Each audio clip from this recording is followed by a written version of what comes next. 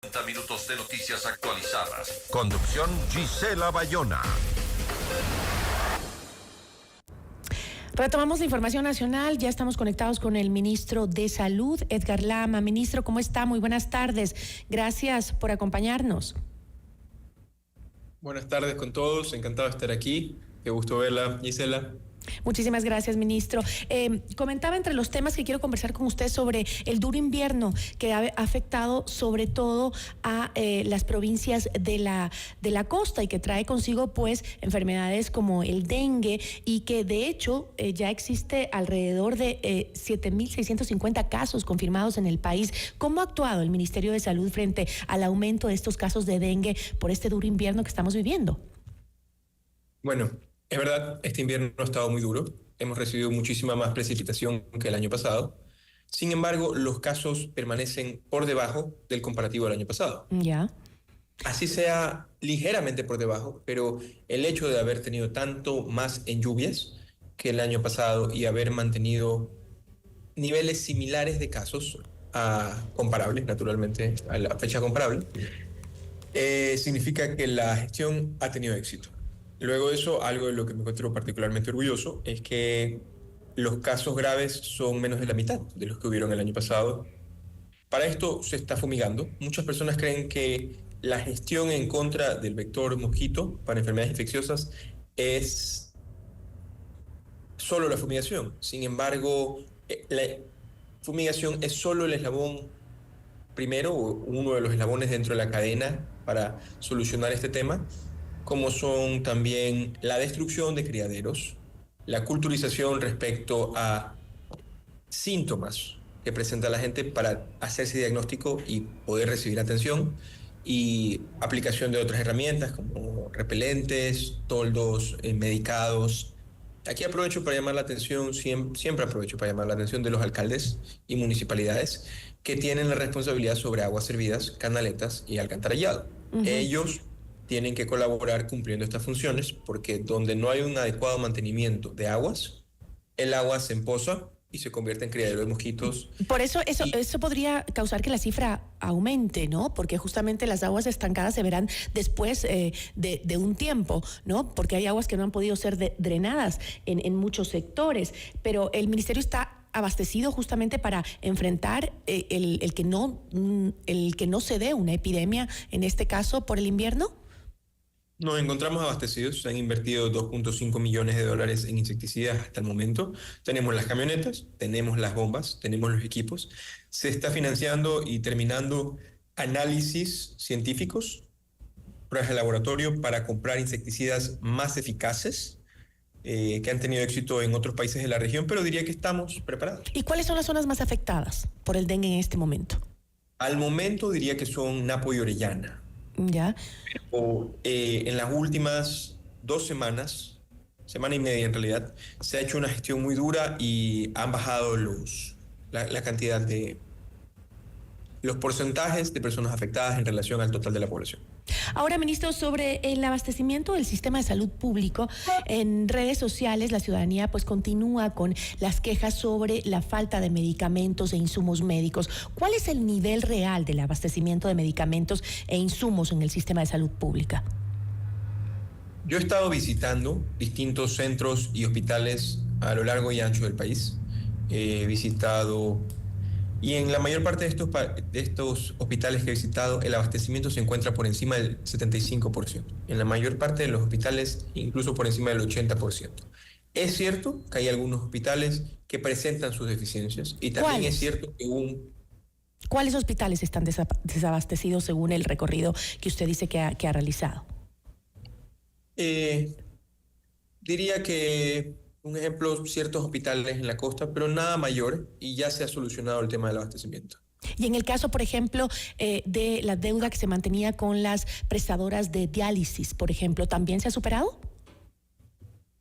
A ver, la deuda es un problema estructural grande, que viene desde hace mucho tiempo. Tenemos años con esta deuda, más de 10 años, la deuda ha ido solo creciendo. Pero este gobierno está pagando y continuaremos pagando porque nos hacemos responsables del Estado en las condiciones en las que se ha recibido. El gobierno ya ha pagado más de $230 millones a prestadores en general y más de 100 millones de dólares, no, disculpe, confundí las cifras, 70 millones de dólares a dializadoras. En general, entre todos. Ahora, ministro, dos autoridades ya han pasado por el Ministerio de Salud Pública y su designación para liderar esta cartera de Estado sorprendió a muchos debido a que sobre todo a los gremios médicos, ¿no? Ya que su carrera se ha desempeñado en derecho y no en el tema médico. ¿Cómo responde a las preocupaciones de estos sectores médicos de que es un médico el que debería estar al mando del Ministerio de Salud? En primer lugar, quisiera decir que los médicos son excepcionales en su trabajo. El médico ecuatoriano es un gran médico, es reconocido internacionalmente. Existen grandes ejemplos de médicos ecuatorianos teniendo muchísimo éxito en el exterior. Sin embargo, quien conozca a fondo mi carrera, porque existen estas críticas, quien conozca a fondo mi carrera conocerá que yo he pasado gran parte de mi vida dedicado a la gestión hospitalaria. No desde el punto médico, pero desde el punto administrativo, financiero, jurídico. Conozco a fondo las necesidades de hospitales y sistemas de salud desde los puntos anexos a la medicina. Y por eso yo no me considero una persona que se dedica a hacer medicina. Yo no presto servicios médicos, yo no curo a nadie, ni hago cirugía, ni prescribo tratamiento. Sin embargo, yo sirvo a los médicos consiguiéndoles los insumos que necesitan para practicar la medicina. Son muchos los insumos necesarios. Se necesitan equipos, se necesitan procesos, se necesita quirófanos. Una buena administración en general del sector, ¿no? Justamente para todo eso. Ahora, ministro, ¿cuáles son entonces sus prioridades, digamos? Sobre todo, me refiero a su gestión, en un momento en donde no sabemos si el gobierno va a continuar con esta administración más allá de mayo de este año. ¿Cuáles son sus prioridades en este momento? Bueno, naturalmente yo pienso y creo fielmente que vamos a continuar más allá de mayo de este año. El punto es hacer las cosas simples bien. Nunca me cansaré de repetirlo porque vivo bajo ese esquema un poco. Con eso quisiera mencionarle, las cosas simples no son necesariamente las cosas fáciles, pero hay cosas que deben de hacerse. Un ejemplo es evaluar a fondo los procesos de contratación pública para evitar la ineficiencia en los recursos. Hay que visitar cada hospital, cada centro y revisar qué es lo que necesita. Hay hospitales que necesitan más insumos, más fármacos para desatar el nudo que tiene interrumpido el flujo de los servicios. Hay otros que necesitan sistemas de climatización, hay otros que necesitan una ambulancia. Cada hospital es un mundo y decir aplicarles la misma medida a todos nos limita. Pero algo que es constante en los hospitales de nuestro país, ministro, y ha sido por muchos años, es los casos de corrupción dentro de justamente la compra de medicinas. ¿Se va a iniciar algún proceso de transparencia en estos procesos de compras que hace el sistema de salud pública? Continuando con... Justamente me da la oportunidad para contestarle un tema vital. Con las cosas simples bien, me refería justamente a procesos de auditoría, procesos de revisión detallado y meticulosos para asegurar que las cosas se compren correctamente, se compren y sean entregadas en los tiempos, se compren a los precios adecuados y gracias a Dios yo tengo ese conocimiento, sé cuánto cuestan las cosas en el sector médico. ¿Qué sucede, por ejemplo, con el nuevo cuadro básico de medicamentos? ¿Se planea terminar con la lista antes de mayo de este año? Y este es un tema clave porque también es un tema muy importante para aquellas personas que son pacientes de enfermedades catastróficas, por ejemplo. Se planea avanzar con el trabajo en la medida de lo que genere el mejor cuadro posible. El cuadro es una herramienta indispensable para el tratamiento médico y para el manejo de la red privada. Y ¿se tiene una fecha? ¿Se tiene una fecha para terminarlo, para poder tener listo ya justamente ese cuadro?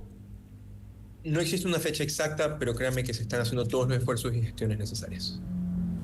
Ahora, volviendo al tema de la corrupción, que como yo le decía, es un tema que siempre nos ha preocupado, porque usted bien decía hace un momento, el desabastecimiento de medicinas es muy poco en ciertos hospitales de la costa. Sin embargo, la gente al final siempre termina diciendo, no, es que no encontré medicinas. Entonces, ¿cree usted que existan mafias que operan en ciertos hospitales públicos y que no permiten estos procesos de transparencia para que realmente lo que se hace dentro de los hospitales o lo que se intenta hacer como la compra de medicamentos que son necesarios llegue al final del día a quien lo necesita? A ver, decir que existen mafias, decir que existen delitos alrededor de la prestación son acusaciones muy graves. No, son cosas que yo me tomo a la ligera. Insisto, se harán los procesos necesarios para evaluar la responsabilidad y se destrabará lo que sea un impedimento para la gestión.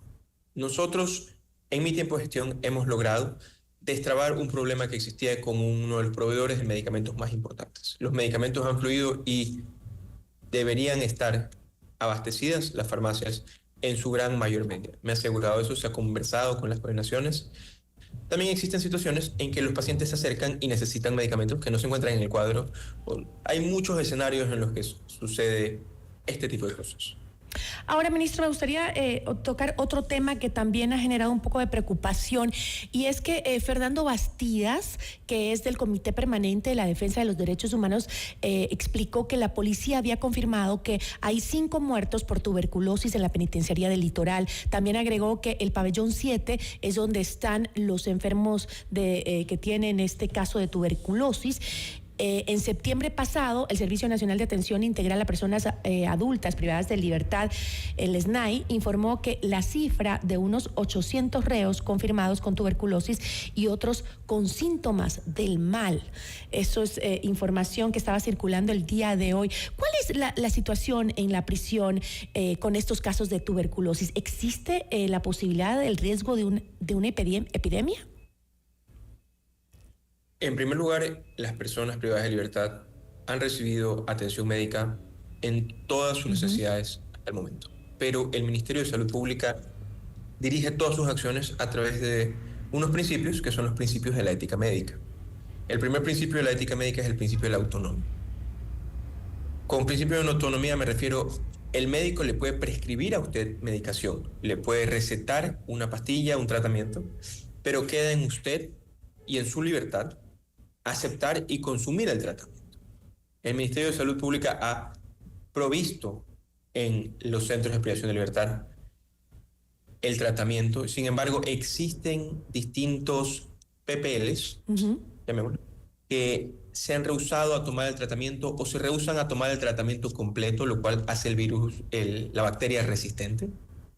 Adicionalmente, se dice que hay 5 personas afectadas que pueden haber muerto, pero no existe información certera al respecto. Todavía no están los informes de autopsia que determinen que esa es la causa de muerte.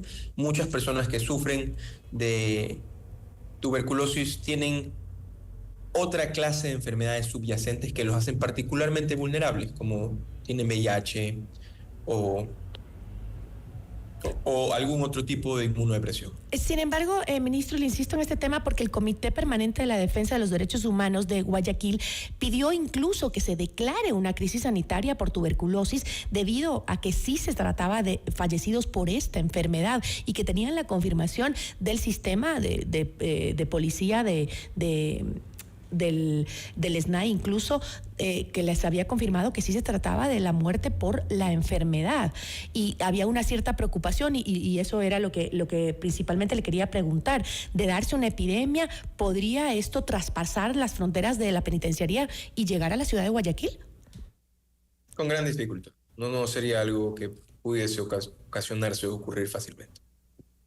¿Y cuáles son las medidas que ha tomado el ministerio? ¿Les han entregado el medicamento para la tuberculosis, pero no han tenido la posibilidad de ingresar para tratar a los enfermos? ¿De eso se encarga el personal de adentro de la penitenciaría? Se les ha entregado el medicamento, sin embargo ya no es, ese es el tratamiento. El tratamiento es entregarles el medicamento y en el caso de que se agraven en determinadas circunstancias, recluirlos en pabellones de aislamiento. ¿Eso es lo que se ha hecho? ¿Esa es la información que usted tiene que se ha hecho? Esa es la información y eso es el tratamiento clínico aceptado para en todo el mundo para el tratamiento de la tuberculosis. Y fuera de lo que específicamente estaría sucediendo en la penitenciaría del Litoral, ¿qué medidas en general mantiene el país para evitar los brotes de esta enfermedad, de la tuberculosis? ¿Se aplican vacunas, tal vez? Hasta donde conozco no existen vacunas para la tuberculosis. Ah, ok. El tratamiento es estandarizado en todo el mundo y realmente existen los pabellones de aislamiento para los casos en los que se presentan, para que las personas puedan recuperarse en aislamiento sin contagiar a otros individuos. Y por lo demás, no es una enfermedad que preocupe particularmente a la salud pública en este momento. Ok, ahora lo que les está preocupando, me imagino entonces, es trabajar con el tema del invierno, ¿no? Que es más masivo, digamos. Si usted dice que no hay gran preocupación por lo que está pasando en la cárcel, que está controlado.